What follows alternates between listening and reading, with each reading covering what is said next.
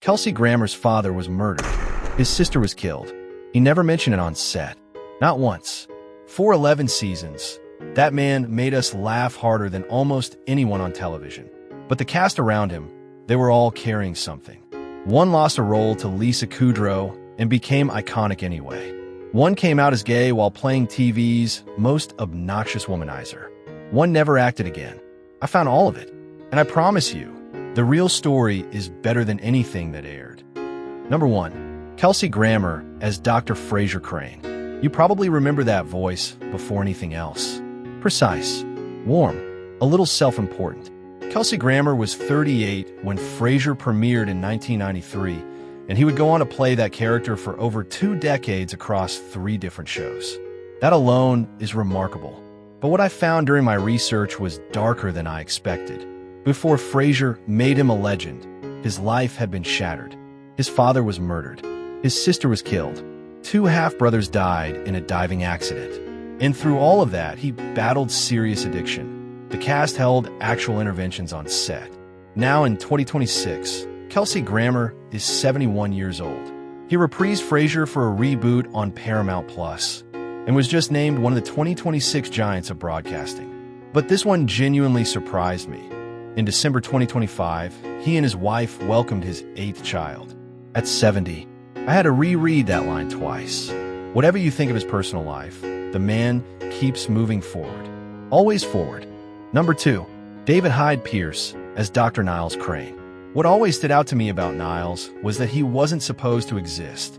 The role was created specifically for David Hyde Pierce after producers noticed how much he looked like Kelsey Grammer. He didn't audition for something that was written. The character was written for him. I think that's one of the most quietly extraordinary things about this whole show. Pierce was 34 when Frasier began. Over 11 seasons, he received an Emmy nomination every single year. 11 consecutive nominations. He won 4 times. That kind of sustained recognition is almost unheard of. Now in 2026, David Hyde Pierce is 67. And here's the part most people miss. After Frasier ended, he didn't chase another TV hit. He went back to Broadway. He won a Tony Award for the musical Curtains. He directed plays. He quietly married his longtime partner Brian Hargrove in 2008. I always assumed leaving a show that big would feel like a loss. What I didn't realize was how intentional his next chapter truly was. He didn't disappear. He just chose a different stage. Number 3. John Mahoney as Martin Crane. Honestly, this part got to me. Martin Crane was the heartbeat of that apartment. The recliner, the dog, the quiet wisdom wrapped inside a stubborn exterior. And the man behind Martin, John Mahoney, had one of the most unusual paths to fame I came across during my research. He was born in England, moved to America at 19, spent years editing a medical journal in Chicago, and didn't pursue acting until he was nearly 40. 40, when most people have already decided what their life is going to be. And then John Malkovich spotted him and invited him to the Steppenwolf Theater. He won a Tony Award before Hollywood ever noticed him. He was 52 when Frasier began. During all those years of fame, he famously skipped the show's 200th episode tribute on Oprah. His reason? He found celebrity events boring.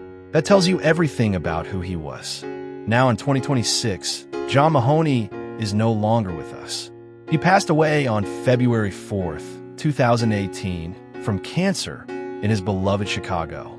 He was 77. Kelsey Grammer's tribute was 4 words. He was my father. I don't think anything else needed to be said. Number 4. Jane Leeves as Daphne Moon. What I found during my research was a detail I think a lot of fans completely missed. That Manchester accent Daphne had. The one that felt so effortless, so real. Jane Leeves isn't from Manchester. She's from Essex. She performed a fake regional British accent, flawlessly, for 11 straight years. I always assumed it was just her natural voice. It absolutely was not. Jane was 32 when Frasier began. She was already recognizable. She'd appeared in Seinfeld as Marla the Virgin and danced on the Benny Hill show in her early career. But Daphne made her a star. During season 8, her real-life pregnancy was written into the show as Daphne's sudden weight gain.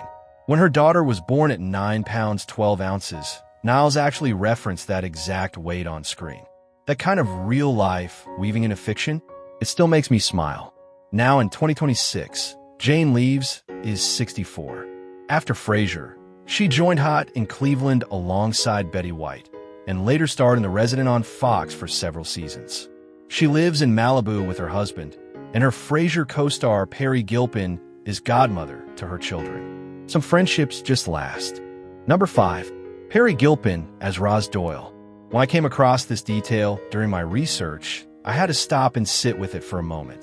The role of Roz Doyle, one of the sharpest, most grounded characters in the whole show, was originally cast as someone else. Lisa Kudrow got the part first. She filmed for several days. Then the producers changed their minds, let her go, and gave it to Peri Gilpin. Kudrow went on to play Phoebe in Friends. I think about that timeline a lot. Peri was 32 when Frasier began in 1993. She appeared in all but 2 episodes across the entire run, 261 out of 263. That level of presence is almost unmatched. But what I identified during research that most people skip over is the grief threaded through her personal life. Her father died in a skydiving accident when she was in her early 20s. Her mother died of cancer. Then in 2020, her sister Patty lost her own battle with the same disease. Through all of it, Peri quietly became a serious advocate for sarcoma research. Now, in 2026, she is 64 years old. She reprised Roz in the 2023 Frasier reboot, returned as a recurring character, and is raising twin daughters she welcomed via surrogate, 2 days before the original show's final episode aired. That timing still gets me. Number 6. Dan Butler as Bob Bulldog Briscoe. What I think is the most fascinating thing about Bulldog is the gap between the character and the man. Bulldog was loud, macho, aggressively straight. Everything designed to contrast with the Crane brothers' refinement. Dan Butler played him so convincingly that viewers never questioned it. In real life, Butler is openly gay. He came out publicly on Entertainment Tonight in 1994, right in the middle of Frasier's first season, while playing television's most obnoxious womanizer. That takes a particular kind of courage. I'm not sure many people fully clocked how significant that moment was at the time. He was 38 when Frasier began. Before the show, he had a small role in The Silence of the Lambs and also appeared in Longtime Companion, one of the earliest films to deal directly with the AIDS crisis. He was always doing more interesting work than Bulldog let on. Now in 2026, Dan Butler is 71. He returned to the Frasier reboot in 2024 to reprise Bulldog. He's been married to his partner Richard Waterhouse since 2010. He still writes and performs theater, quietly on his own terms. Number 7. Bebe Neuwirth as Dr. Lilith Sternin. She only appeared in 12 episodes. 12. And yet I think she left a deeper mark on this show than some characters who appeared in every single season. That's the Lilith effect. Bebe Neuwirth had already won a Tony Award before Frasier began, for Chicago on Broadway, and earlier for Sweet Charity. She was 34 when she first stepped back in a Lilith on Frasier, reprising a role she'd built across years on Cheers. That backstory, that whole history with Frasier, it was already loaded before she said a single word. What I found during my research was something I genuinely didn't expect. Neuwirth trained as a ballet dancer from childhood. The rigid posture, the controlled stillness, the way Lilith seemed to barely move when she entered a room. That wasn't just acting.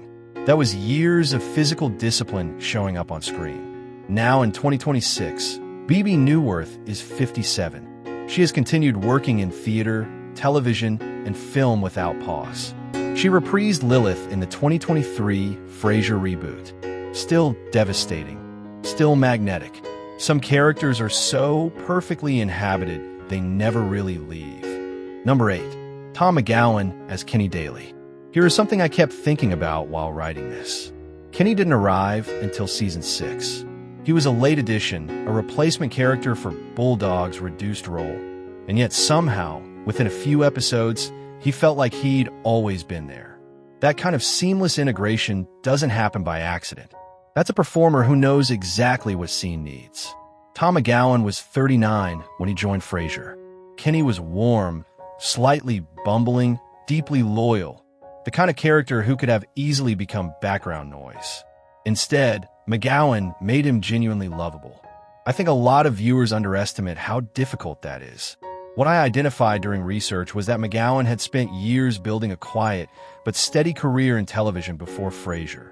Guest roles, small parts, the kind of resume you build through craft rather than luck. Frasier was his biggest platform. Now in 2026, Tom McGowan is 67. After Frasier ended, he continued working in television with guest appearances and supporting roles. He returned for the reboot. He has never quite gotten the solo spotlight his talent probably deserved, but he made Kenny real. That matters more than most people give credit for. Number 9. Edward Hibbert as Gil Chesterton. The thing that always got me about Gil was the precision. Every line read like it had been aged in a wine cellar and served at the exact right temperature. Edward Hibbert played him with such specific, deliberate theatricality that you could never quite tell if Gil was aware of how funny he was. I think that was entirely intentional. Hibbert was already an established stage actor when Frasier began. What I found during my research, and this is the detail I couldn't stop thinking about, is that he originated the role of Monsieur Andre in The Phantom of the Opera on Broadway. He performed in that production for years. So the man voicing the most deliciously pompous food critic on television had been singing opera on Broadway in the years before. That somehow makes perfect sense. He appeared across all 11 seasons as a recurring presence, never overstaying his welcome, always landing his moments. Now in 2026, Edward Hibbert is 70. He has continued performing in theater and television. He came out publicly as gay in later years. I always thought Gil's energy was its own kind of quiet honesty, and knowing that, it reads a little differently now. Number 10. Harriet Sansom Harris as Bebe Glazer. I have to be honest, Bebe Glazer is one of the great comic villains in television history, and I don't think she gets talked about enough. She was Frasier's agent. She was also ruthless, manipulative, and completely unhinged in the best possible way. And Harriet Sansom Harris played her like she was performing Shakespeare. Every word enunciated, every smile a threat. What I found during my research was that Harris is, in real life, the polar opposite of Bebe Glazer's chaos. She has a long career in serious theater, has taught acting, and is widely regarded among fellow performers as one of the most grounded, generous people in the industry. The contrast between the woman and the character she played is almost absurd. She appeared in recurring episodes across all 11 seasons, and every single appearance was an event. Now, in 2026, Harriet Sansom Harris is 68. She has continued working steadily in both television and theater. She received an Emmy nomination for her work on Frasier. She also appeared in the film Phantom Thread opposite Daniel Day-Lewis, a detail that, when I came across it, made complete sense. Exceptional actors find each other. Number 11. Anthony LaPaglia as Simon Moon. This one genuinely surprised me. Not the character, but the recognition. Anthony LaPaglia joined Frasier in Season 7 as Daphne's loud, chaotic, thoroughly disruptive brother Simon. He was a guest, a recurring guest, and he won the Emmy for Outstanding Guest Actor in a Comedy Series. Won it for a role that wasn't even in the main cast. LaPaglia was 43 when he joined the show. He was already well established. Without a Trace was running simultaneously, and he'd built a serious film career before that. But Simon Moon gave him something different. It let him be funny, broad, physical, completely unrestrained. What I think most people don't know is that LaPaglia is Australian, born in Adelaide. He spent years perfecting an American accent so convincing that many viewers, and even some casting directors early in his career, genuinely didn't know. That kind of commitment to craft runs through everything he does. Now in 2026, Anthony LaPaglia is 64. He has continued working in television and film across both the US and Australia. He won a Golden Globe for Without a Trace. The Emmy for Frasier still stands as one of the more unexpected guest performance wins in the show's history. I started this thinking I knew Frasier. I didn't. Not really. Behind 11 seasons of perfect comedy were people carrying grief, making quiet choices, building lives nobody covered. Some thrived, some struggled. One never made it to see how much he was loved. That gap between what we watched and what was actually happening is what got to me most while writing this. If these stories meant something to you, subscribing genuinely helps me keep doing this research. I want to get these people right. They gave us something real. The least I can do is return the favor.